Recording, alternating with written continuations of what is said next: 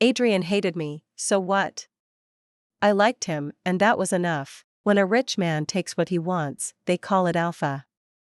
When a woman does it, they call it crazy. So the instant the Sterlings crashed, I threw my family's empire behind a single demand: marry me. One tangled night, I dreamed a dream so real it tasted like prophecy.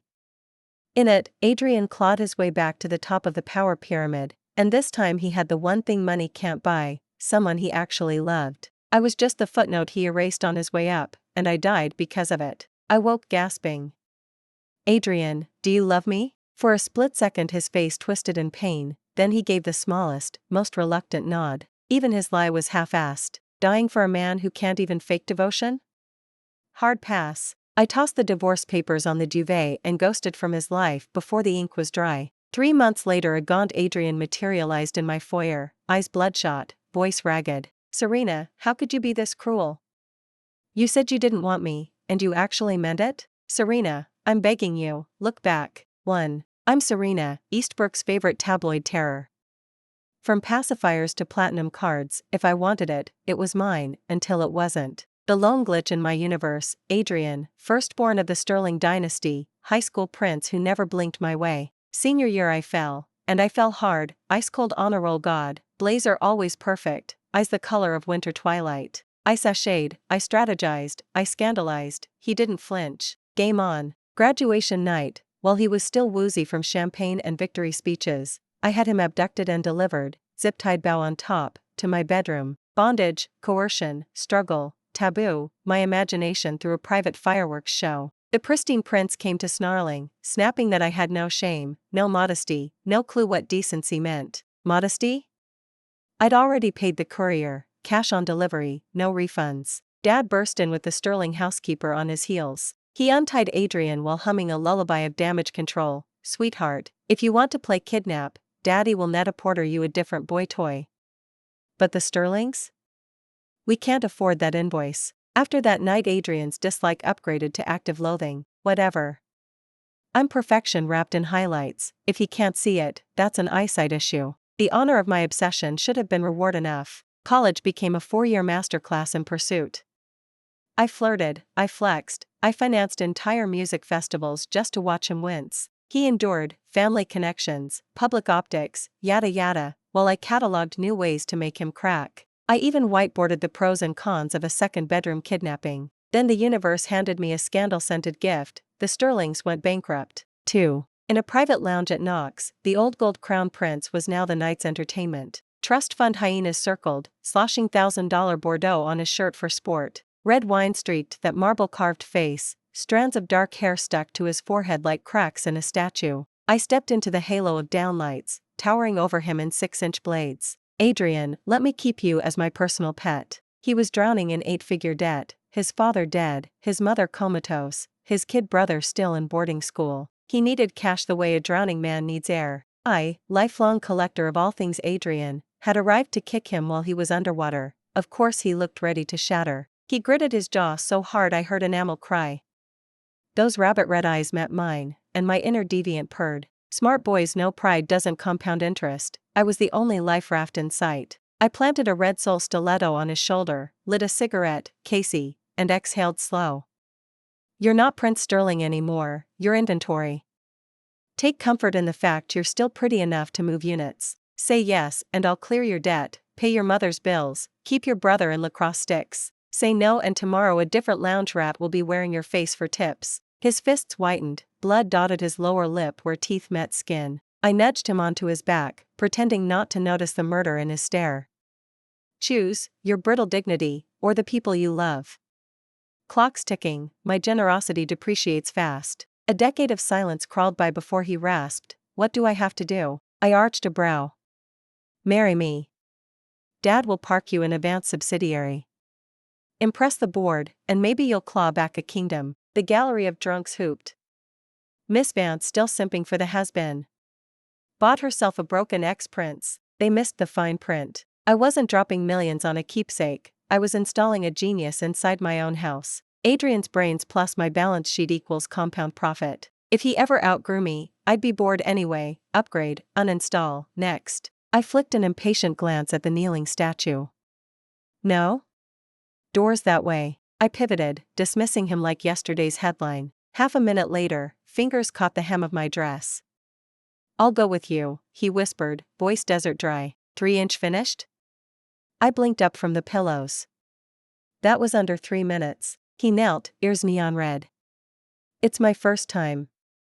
I didn't know how. Translation: the party had ended before I'd found the door. I cocked a brow. Should have scheduled a medical checkup. You sure equipment isn't faulty? His fists clenched, flushed the color of shame. I shoved a foot against his shoulder, slid it south, and tapped the still quivering bricks of his abdomen. Useless when it counts. When he offered no comeback, I patted his cheek like a disobedient puppy. Spare me the sulk. I paid retail, you perform. Disappoint me twice and I'll source a replacement. Head bowed, he breathed, understood. I'll practice. Practice he did, night after educational night, until the curriculum paid dividends. After each session he filled the tub, carried me in, washed, dried, carried back. He sat me between his thighs, blow-dryer humming while his fingers raked through my hair. Then body lotion, back first, slow circles, the scent of bergamot fogging the room. Money and power, best supplements a girl can take. See? Even unreachable glaciers melt for a black Amex. I purred into the duvet, drunk on my own excess. The roaming hands froze. What?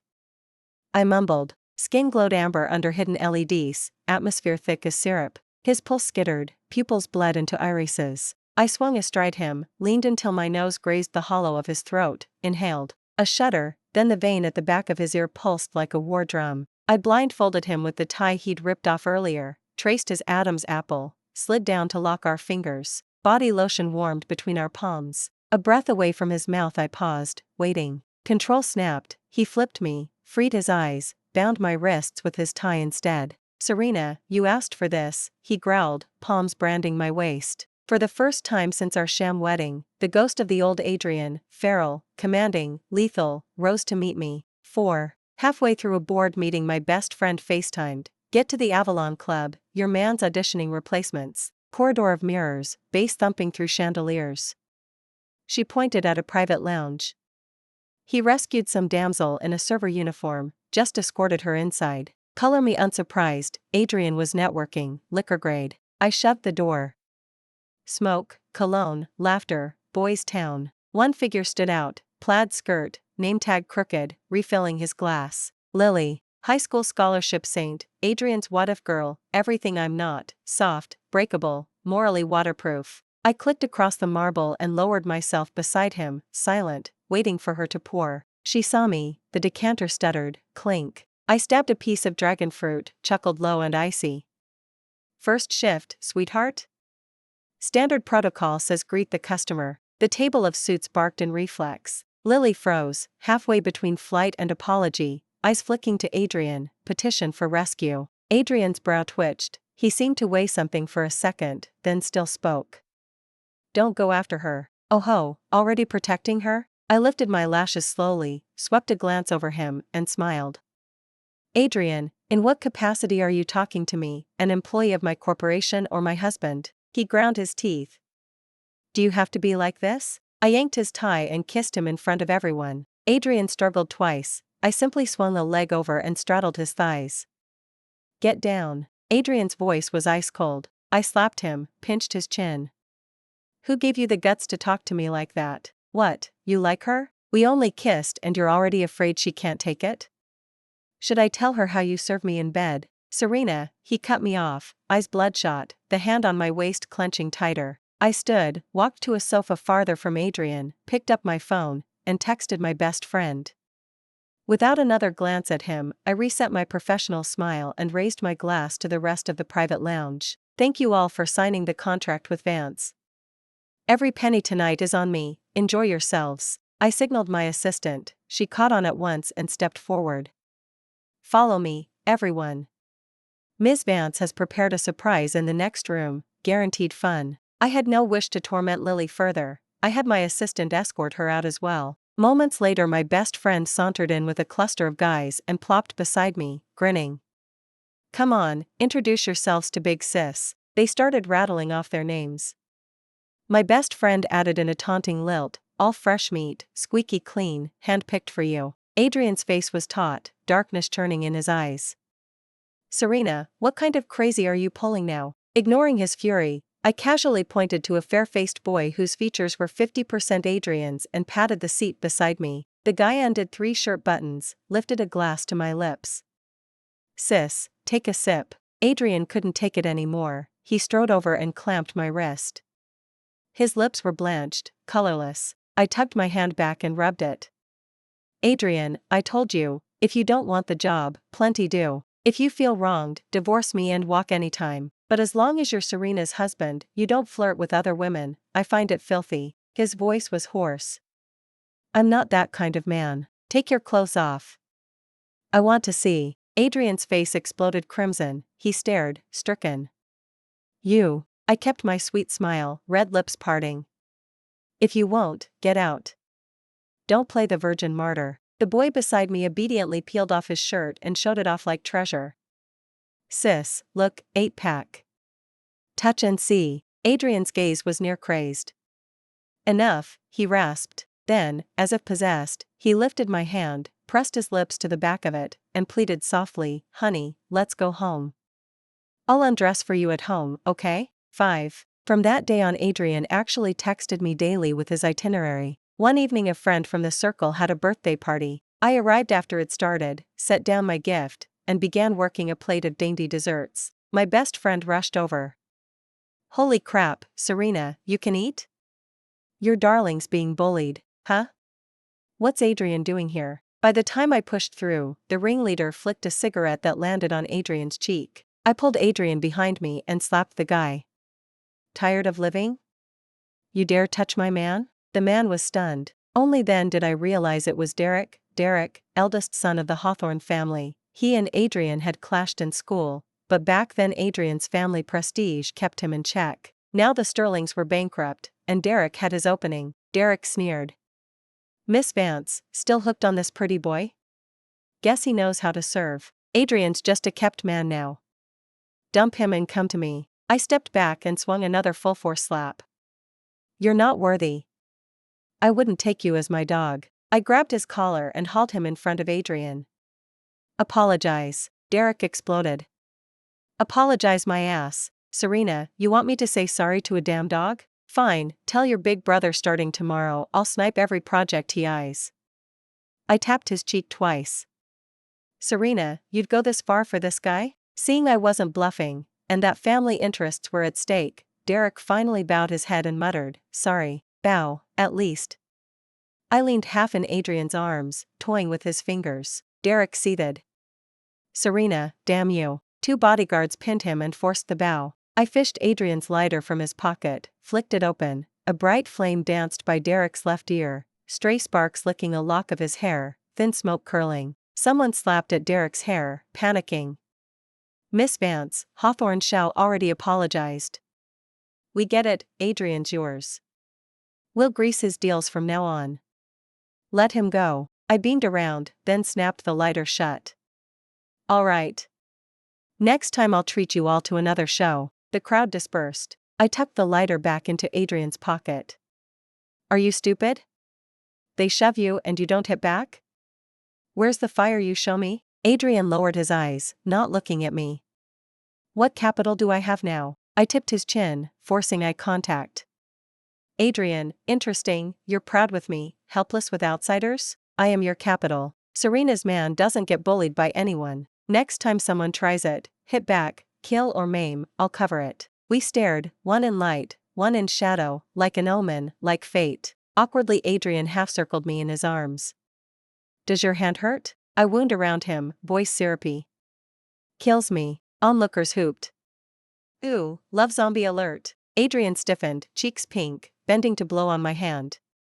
Serena, Dylan. 6. Adrian and I slipped into a weird harmony. The day I inked a new partner he locked down a renewal with an old one. Thanks to our constant one-upping, Vance's influence in Eastbrook was now unrivaled. It got so intense Dad talked daily about retiring and handing the entire empire to us. One afternoon Adrian led his team into the boardroom to pitch a new pitch deck. Spine arrow straight, suited, shirt cuffs riding just past jacket sleeves, understated cufflinks glinting, devastatingly handsome. I sat gracefully, but under the table my stiletto hooked his calf and glided downward, silk-slick muscle tensed. He shot me several silent warnings. I countered with raised brows and escalated until his breathing stuttered. Yet I kept the Mont Blanc poised, expression unchanged, as his crew rapped. When they finished I nodded and listed tweaks. Night. Adrian brought the revised pitch deck to my office. High-intensity work had worn him. He managed a standard smile. Ms. Vance, Emery, shall I recite labor laws? Knowing he was grousing about overworked staff, I rose and wrapped my arms around his lean waist, flirting. It's late. You rest, let me labor instead. He ducked his head with a sudden laugh, eyes sliding elsewhere. I kissed his mouth, coaxing. Mr. Sterling works so hard to earn for me, time I pay dividends. Who cares, he muttered, looking away again. I turned his face and pecked along his Adam's apple. Hubby, want to try the floor-to-ceiling glass? His breath hitched, eyes bright as a tail-wagging puppy. He pressed me to the glass from behind. Let's. 7. Since then Adrian seemed to unlock a new realm, keeping me up every single night. On the bed, the sofa, in the bathroom, on the dining table, against the floor-to-ceiling windows, there wasn't a single spot he hadn't claimed. That night, after he'd wrung every last ounce of energy from me, I fell into a dream. A voice inside had told me Adrian would soon claw his way back to the top. Lily, not I, was the heroine fate had scripted for him. I was nothing more than a cameo on their road to forever. Once he rose again, he would take revenge on me, the Vance empire would crumble, and I would die by his hand. In the dream I screamed his name, begging him to save me. He only stared down with arctic eyes, as though I were a stain he intended to erase. I refused to give up. Adrian, did you ever love me? Without hesitation, without a fleck of pity, he shattered my last hope. Never. All light blinked out. After a long silence I whispered, Adrian, I really did love you. I jerked awake and straddled him in the dark. Adrian, half asleep, instinctively circled my waist. Again? The face from my nightmare overlapped with the man beneath me. I said nothing, only looked down. This was the man who would one day ruin me, ruin Vance, back me into a checkmate? My heart cramped, my eyes burned. Laughable, Serena, what were you expecting? Adrian loathes you. Clawing back to the summit to destroy you is only logical. The only reason he married you and stayed is the value you still hold. A transaction, yet you childishly begged for his heart? When I didn't answer, Adrian pried open his heavy lids. What's wrong? A girlish impulse made me waver. I bent low and almost inaudibly asked, Adrian, do you love me? He froze, clearly blindsided. Probably fearing another sleepless round if he gave the wrong answer, he shut his eyes and gave a reluctant nod. As expected, a man who doesn't love you can't even be bothered to lie convincingly. I lost interest, slid off, and turned my back. Adrian, get lost. The next second he forced me over and hauled me against his chest. His skin burned so hot my eyes watered. He kissed my forehead. Did I leave the princess unsatisfied last night? Don't be mad.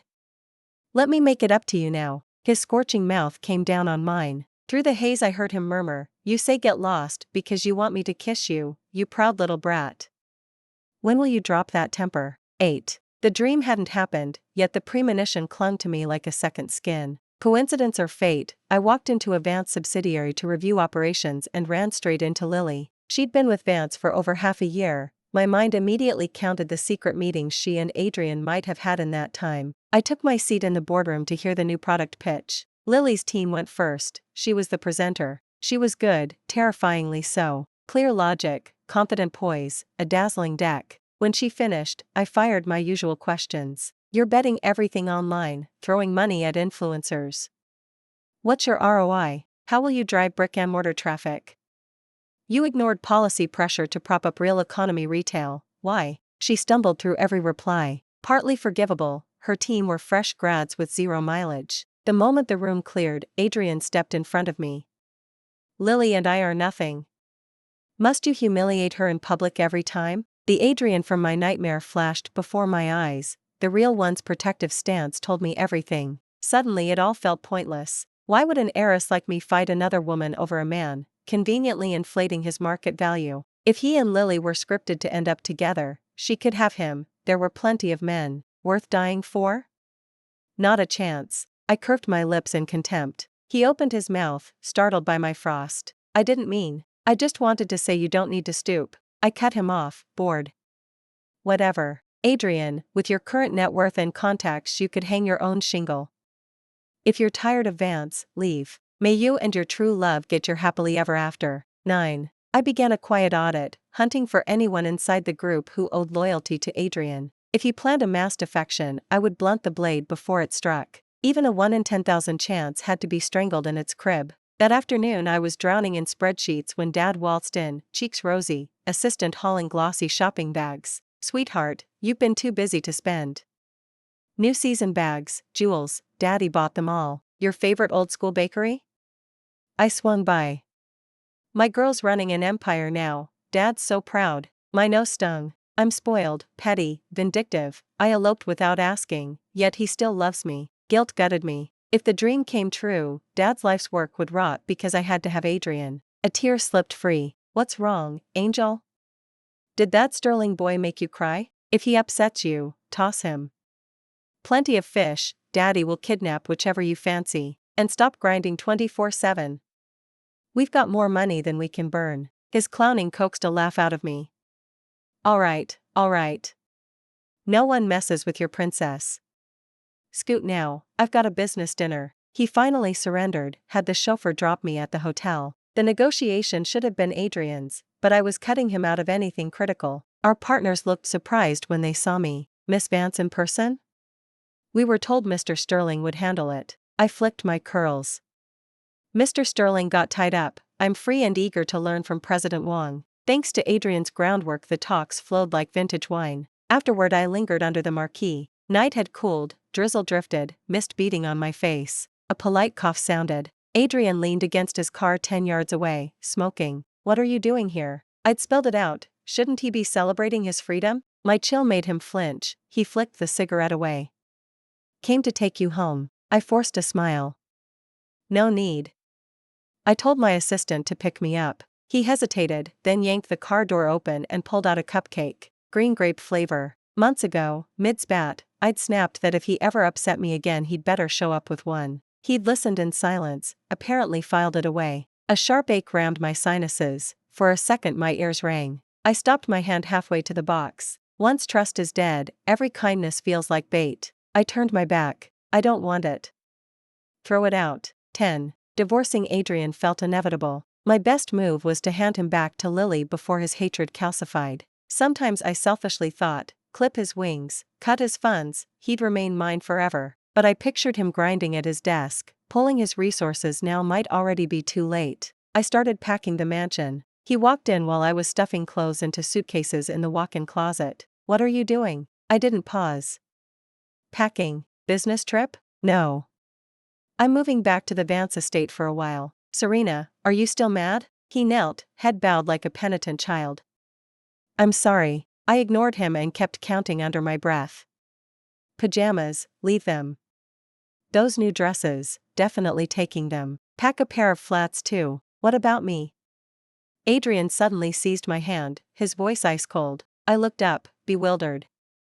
What about you? He lowered his eyes, the warm amber light of the walk-in closet catching the faint red at the outer corners, as though he'd been crying. Serena, you're taking everything else, why not take me? His voice came out muffled. Serena, are you throwing me away? Ridiculous. He actually looked like the one being dumped. A memory flashed in. Not long ago I'd handed him a fortune to rebuild the Sterling Empire, just to make him smile.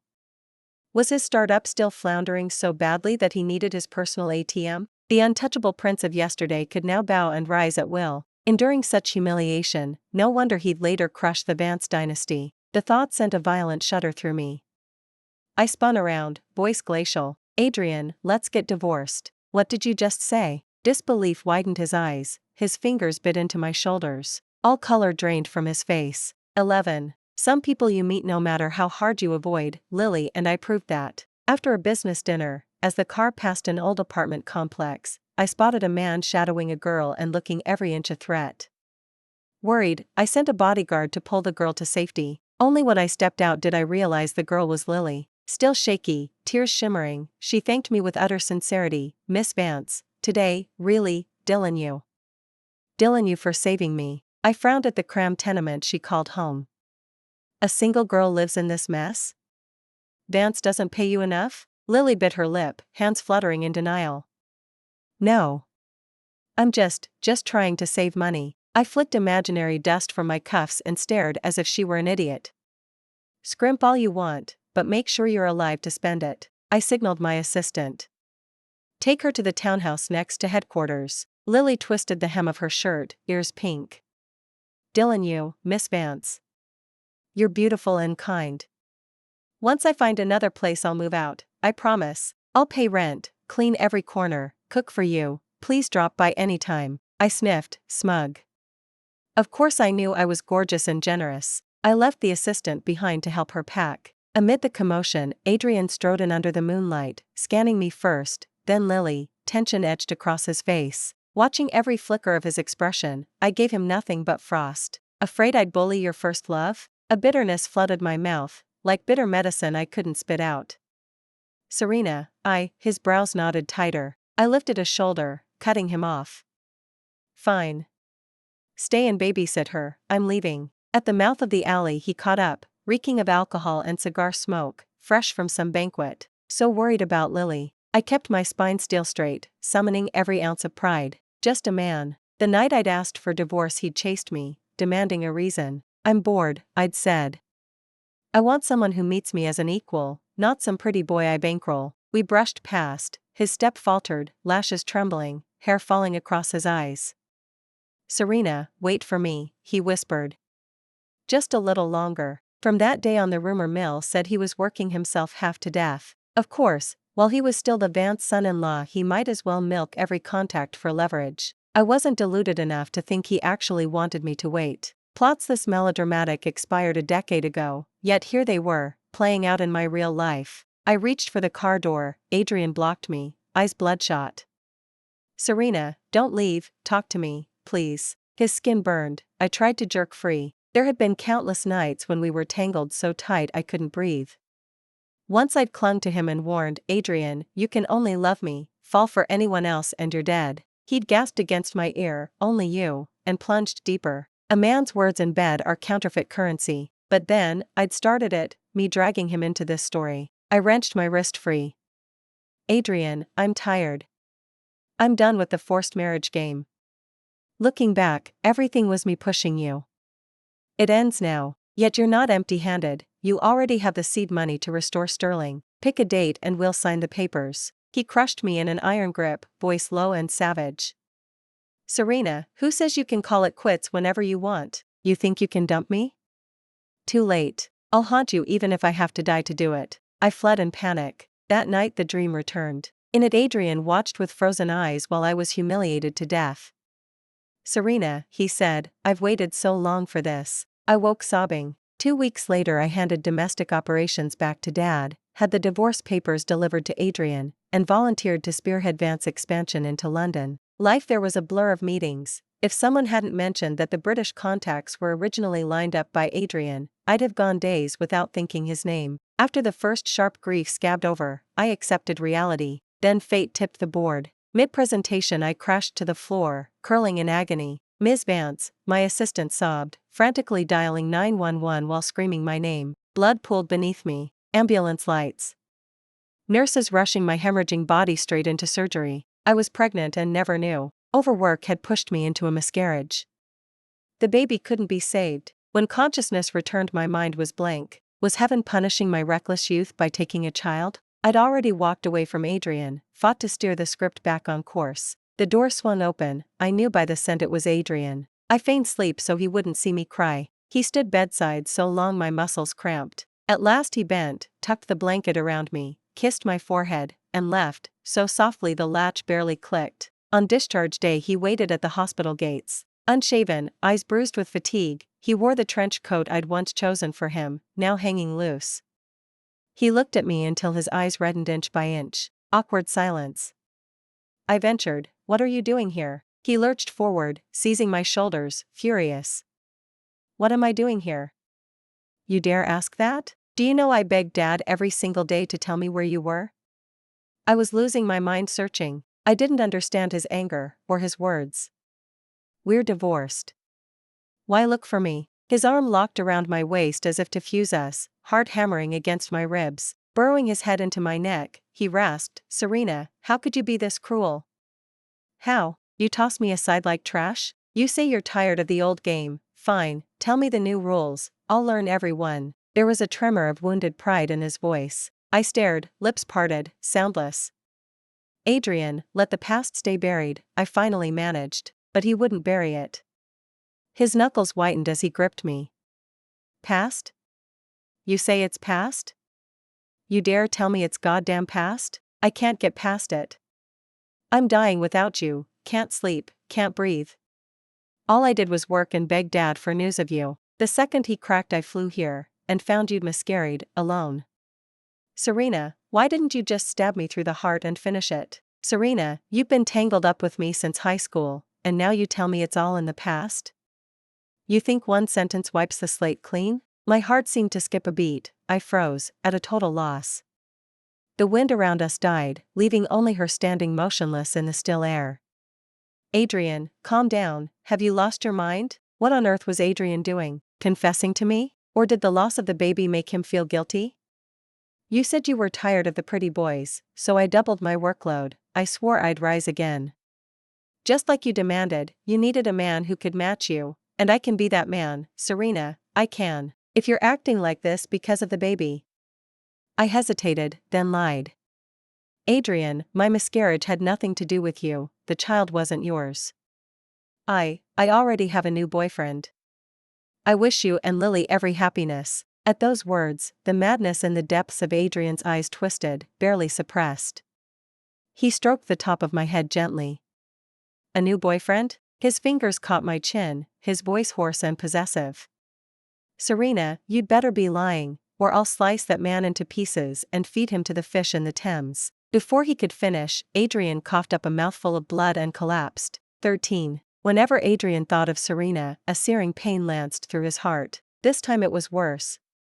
His face contorted, he pressed a hand to his chest, but the agony surged uncontrollably, a metallic sweetness flooding his throat. The assistant stomped on the brakes in shock. Adrian turned his head and spat blood. The metallic stench filled the car. The assistant's voice shook.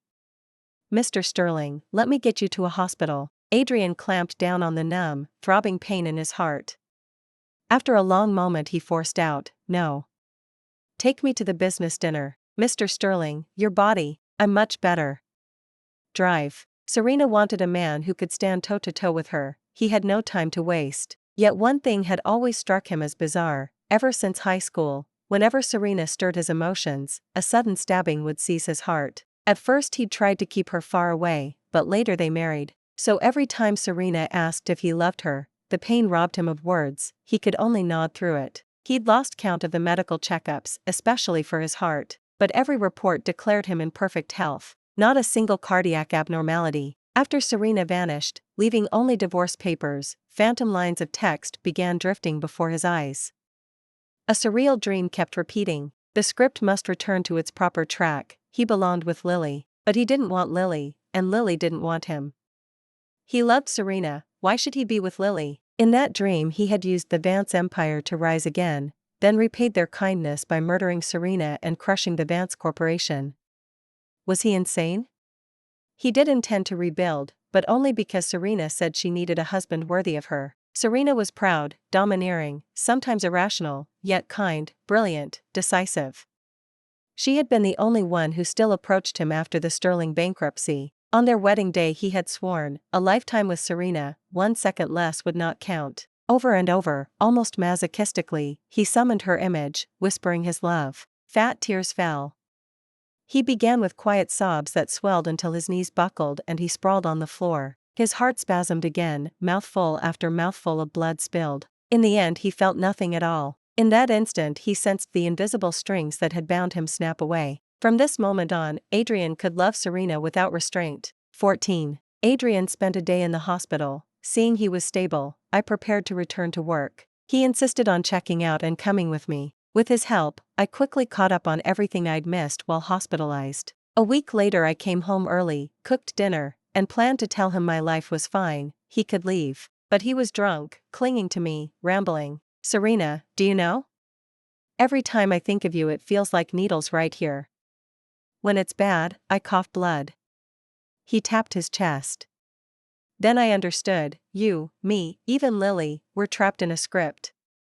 The plot demands I end up with Lily, demands I love her forever, but I won't, Serena. I love you, only you.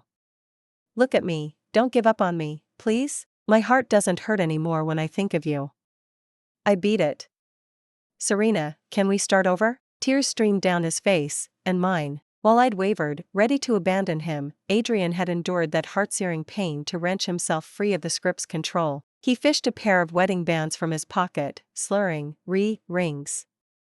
I bought new ones. I never signed the divorce papers, but I'll marry you again. He slid a ring onto my finger, murmuring, put it on, Serena. I touched the band and lifted my gaze to the moon. Somehow the moon in London really did look less round than the one back home. 15. The next morning, hungover Adrian woke before I did, and had breakfast ready. I decided to bluff him. Adrian, I've thought it over.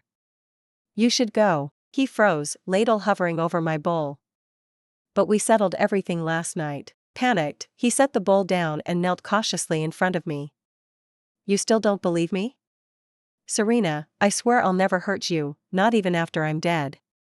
And every dollar I earn is yours. Without money I can't rise again, so I'll work for you forever. Think about it, please. My heart twisted, tears stung my eyes. I held out my hand. Give me that ring. Bewildered, he pulled it from his pocket. I slipped it onto his finger. His eyes blazed bright as starlight. Adrian crushed me in an embrace, as though trying to merge our bodies into one. Before we flew home, he transferred a few trusted people from Eastbrook to take over the London operations. The moment we stepped inside the Vance estate, Dad swept me into a teary bear hug. Sweetheart, you're back. Being CEO is inhuman, it's killing me. Let's close a few subsidiaries, please. All day it's work, and that Sterling kid keeps cornering me everywhere. I'm going insane.